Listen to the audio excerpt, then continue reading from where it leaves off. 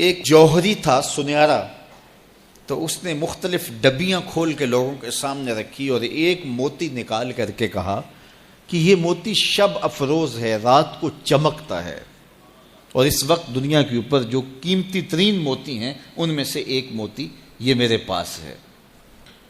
خیر اس نے اپنا سامان سمیٹا تو اس مجلس میں ایک چور بھی بیٹھا ہوا تھا، اس کے دل میں لالچ آ گئی، تو اس نے اس جوہری سے کہا کہ جناب کہاں کے ارادے ہیں؟ تو اس نے کہا کہ میں بمبئی جا رہا ہوں۔ اس نے کہا واہ واہ کیا اچھا ہوا، میں بھی تو بمبئی جا رہا ہوں، تو چلو اکٹھا سفر ہوگا۔ وہ جوہری سمجھ گیا اس کی نیت کے کھوٹ کو کہ یہ میرا ہم سفر تو نہیں ہے، اس کا دل آ گیا ہے اس موتی پہ اور مجھ سے ہر صورت یہ موتی چرانا چاہتا ہے۔ لیکن وہ بھی بڑا سمجھدار تھا، اس نے کہا آ جائیے کوئی بات نہیں۔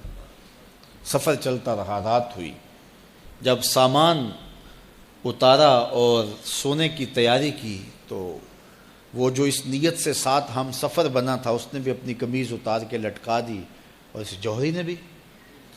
جوہری نے یوں کیا کہ نظر بچا کے وہ ڈبیا قیمتی موتی والی نکال کر کے اس کی جیب میں ڈال دی اور خود بے فکر ہو کے سو گیا۔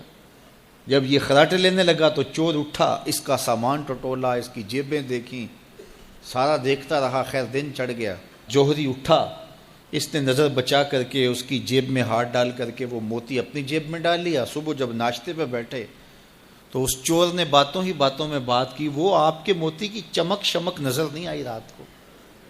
تو وہ ہنس کے کہنے لگا نہیں میرے پاس ہی تو تھا، وہ جیب سے نکال کے سامنے رکھ دیا۔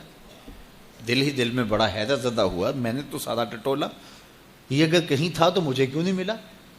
چلو آج صحیح۔ اگلا دن آیا تو پھر اس نے قمیض اتار کے رکھی اور اس نے نظر بچا کے اس کی قمیض میں وہ موتی ڈال دیا اور خود بے فکر ہو کے سو گیا۔ یہ ساری رات اس کے سامان میں، اس کے لباس میں تلاش کرتا رہا اور وہ مزے سے سویا رہا۔ صبح اٹھا اور نظر بچا کے اپنی جیب میں ڈال لیا۔ ناشتے پہ پھر بات کی کہ وہ آج بھی کوئی چمک شمک دکھائی نہیں دی۔ اس نے کہا میرے پاس ہی تھا، جیب میں ہاتھ ڈالا اور سامنے رکھ دیا۔ بڑا حیرت زدہ ہوا، دل ہی دل میں سوچا چلو کل صحیح۔ اس نے پھر ایسے کیا اور یہ ساری رات اس کا سامان ٹٹولتا رہا پوری تفصیل کے ساتھ۔ خیر جب صبح ہوئی تو اس نے پھر نظر بچا کے اپنی جیب میں وہ موتی رکھ لیا تھا، تو اس نے پوچھا وہ رات والا موتی آپ کا نظر نہیں آیا جس کو آپ کہتے تھے چمکتا ہے؟ کہا وہ ڈبیا میں رکھا ہے اس لیے چمک دکھائی نہیں دی، تھا تو میرے پاس ہی، اور جیب میں ہاتھ ڈالا اور سامنے رکھ دیا۔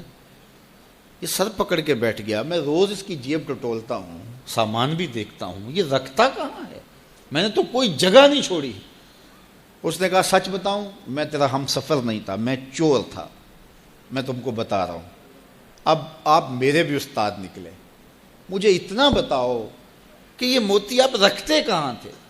میں ساری رات ٹٹولتا رہا اور 3 دن ہو گئے مجھے، میں نے کوئی گوشہ نہیں چھوڑا، آپ کا سامان کھول کھول کے دیکھا ہے، آپ کا لباس الٹ پلٹ کے دیکھا، لیکن مجھے ملا ہی نہیں، یہ رکھتے کہاں تھے؟ مجھے یہ تو بتاؤ۔ اس نے کہا لوگوں کی جیب میں ٹٹولتے رہے، اپنی جیب میں ہاتھ ہی نہیں ڈالا۔ بلے شاہ اڈ دیاں پھڑنے، جڑا گھر بیٹھا ہے انہوں پڑھیا ہی نہیں۔ وفی انفسکم افلا تبصرون، کہا تم کہاں اسے ڈھونڈ رہے ہو، ذرا اندر بھی اتر کے دیکھو، اندر اترو گے تو اس کا سراغ مل جائے گا۔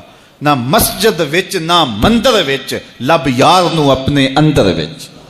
جب اپنے اندر اترو گے تو پھر سراغ زندگی نصیب ہو جائے گا، عرفان ذات ہوگا تو پھر عرفان الہی نصیب ہوگا۔